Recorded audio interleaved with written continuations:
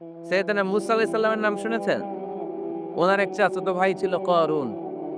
বিশাল সম্পদের মালিক। কত যে সম্পদ! তার সব সম্পদগুলো সে সিন্ধুকের ভেতরে আটকে রাখতো। আর ওই সিন্ধুকের তালার যে চাবিগুলো, ওই চাবিগুলা কাঁধে তুলতে ১০ জন মানুষ লাগতো।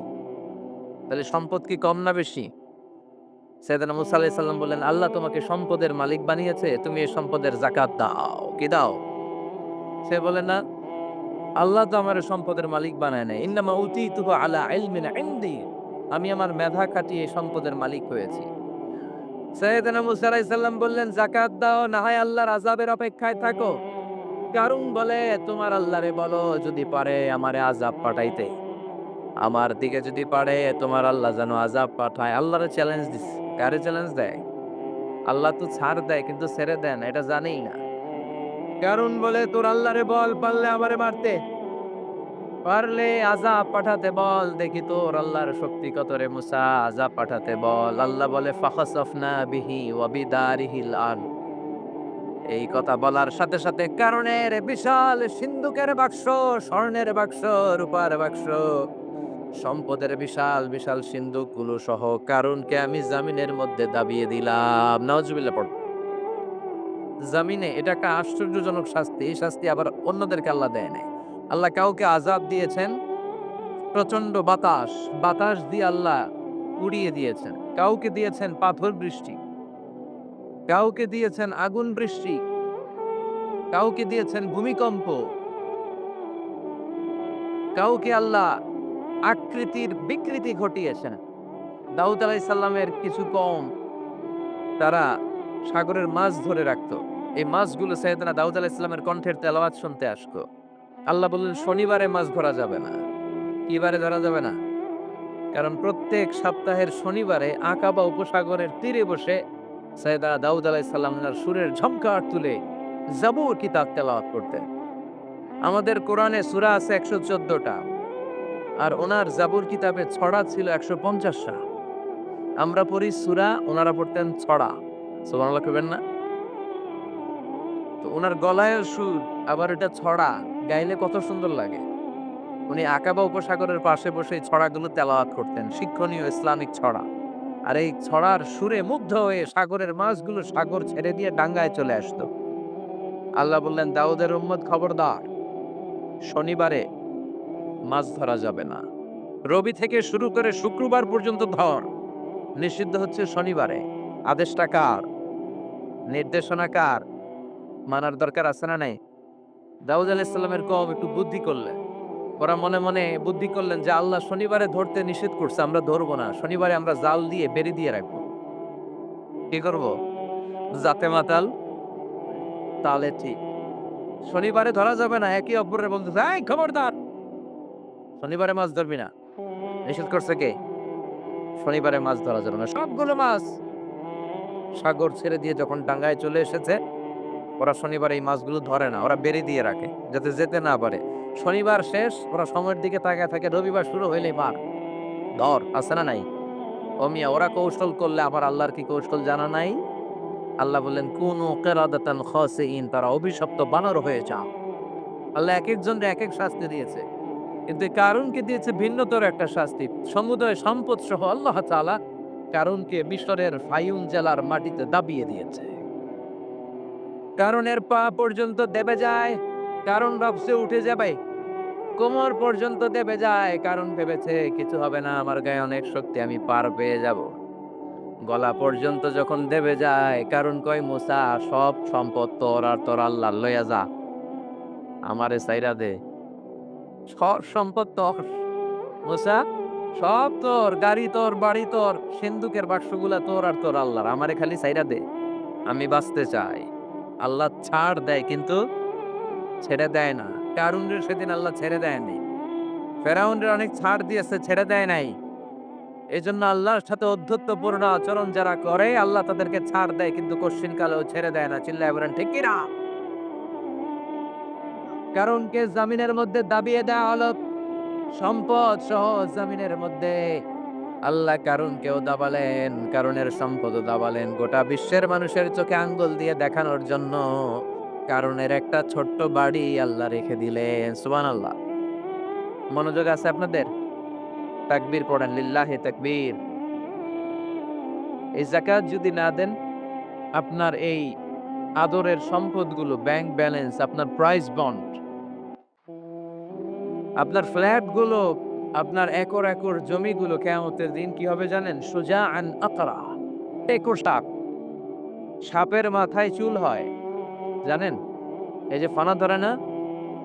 এইটা হচ্ছে সাপের মাথা। এখানে সাপের মাথায় কিছু পশম হয় আর চুল হয়।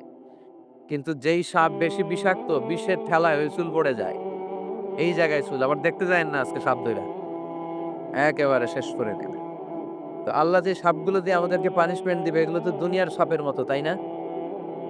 এগুলো মনে হয় অ্যানাকোন্ডার মতো, sea snake, rattle snake, king cobra, black mamba, python, এই জাতীয় সাপ না। সুজাআন আকরা, টেকো সাপ, মাথায় চুল নাই।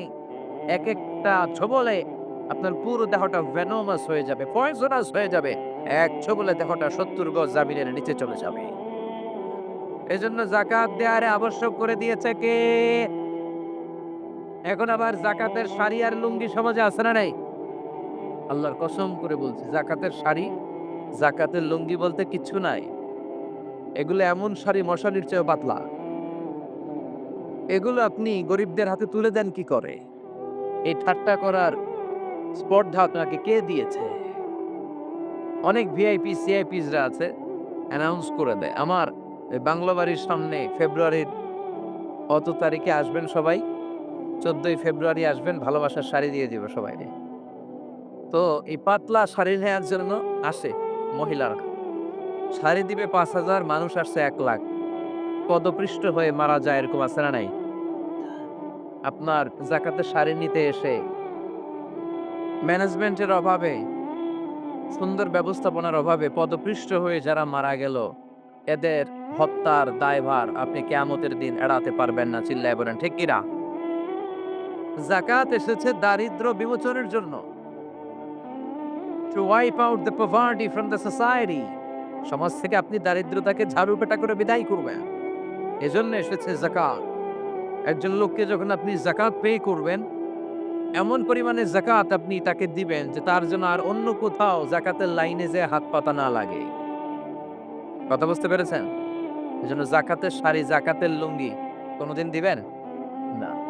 আপনি ১০,০০০ জনকে দেয়ার দরকার নাই। আপনি ১০ জনকে দেন, ১০ টা সিএনজি কিনে দেন। তাদের ঘরে যদি কর্মক্ষম ছেলেপেলে থাকে, অটোরিকশা কিনে দেন, সিএনজি কিনে দেন, একটা অস্ট্রেলিয়ান গাই কিনে দেন। দুধ বিক্রি করে ফ্যামিলিটা চলবে, ঠিক কি না? আপনি একটা চায়ের টং দোকান করে দেন, একটা ঝালমুড়ির দোকান করে দেন। তাহলে তার এই কাজের মধ্য দিয়ে তার পুরো ফ্যামিলিটা লিড করতে পারবে। চিৎকার করে বলেন ঠিক কিনা? এইভাবে যাকাত দিতে রাজি আছেন তো? আপনাদের মধ্যে থেকে যদি কারো যাকাত ফরজ না হয়, আপনাদের আত্মীয়-স্বজনদের মধ্যে যাদের যাকাত ফরজ হয়েছে, এই মেসেজটা পৌঁছে দিতে হবে। রাজি আছেন? রাজি আছেন? এজন্য রব্বুল আলামিন বলেন, আলহাকুমুত তাকাসুরু হাত্তা যুরতুমুল মাকাবির। দুনিয়ার লোক কোনদিন তোমাদের কমবে না যতদিন না তোমরা কবরে ঢুকো। কবরে ঢোকার আগ পর্যন্ত আমাদের লোক কমবে? চিল্লায় বলেন, কমবে না। আমরা এই দুনিয়াটাকেই সব মনে করি। আসলে এটা কি সব? কথা বলেন। আসলে এটা সব না। আমরা চাক্ষুষ যখন মালাকুল মাউতকে দেখতে পাবো, তখন আমাদের টনক নড়বে। আমরা প্রত্যেকেই কিন্তু মালাকুল মাউতকে দেখব। বিশ্বাস হয়? প্রত্যেকেই আমরা দেখব।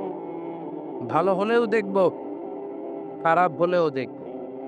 নিজ চোখে আমরা মালাকুল মাউতকে দেখতে পাবো। আর আমাদের রূহ তিনি কবজ করে নিয়ে যাবেন। চিৎকার করে বলেন ঠিক কিনা? যারা মুমিন বান্দা, যারা ঈমানদার, তারা মালাকুল মাউতকে দেখবে খুব সুশ্রী, সুন্দর, সাদা ধবধবে জুব্বা পরা একটা যুবকের বেশে। আলহামদুলিল্লাহ পড়েন। আপনারা ইনশাআল্লাহ এই সূরাতে মালাকুল মাউতকে দেখবেন। সুশ্রী সুন্দর এক যুবকের বেশে। সুঘ্রাণ তার গা থেকে আসছে। সে এসে মুমূর্ষু ব্যক্তির মাথার সামনে বসে পড়ে। বসে বলে, ইয়া আইয়াতুহান নাফসুল মুতমাইন্নাহ, হে প্রশান্ত আত্মা, উখরুজি ইলা মাগফিরাতিল্লাহি ওয়া রিদওয়ানিহি, আল্লাহর ক্ষমা, আল্লাহর সন্তুষ্টির দিকে তুমি বের হয়ে আসো। বলতে বলতে রুহুটা স্মুথলি মুমিন বান্দার দেহ থেকে বের হয়ে মালাকুল মাউতের হাতে চলে যান। কাফান মিন আকফানিল জান্নাহ, হানুত মিন হানুতিল জান্নাহ। জান্নাতে হানুত এনে, কাফন এনে মালাকুল মাউত এটাকে খুব সম্মানের সাথে, আমরা বাঁচলেও যেমনি সম্মানিত, আমরা মরে গেলেও। রব্বুল আলামিন বলেন, ওয়ালাকাদ কাররামনা বানি আদম, আমি বনি আদমকে সম্মানিত করেছি, বেঁচে থাকলেও মানুষ সম্মানিত, মরে গেলেও সম্মানিত, ঠিক কিনা? বিশ্বনবী দেখলেন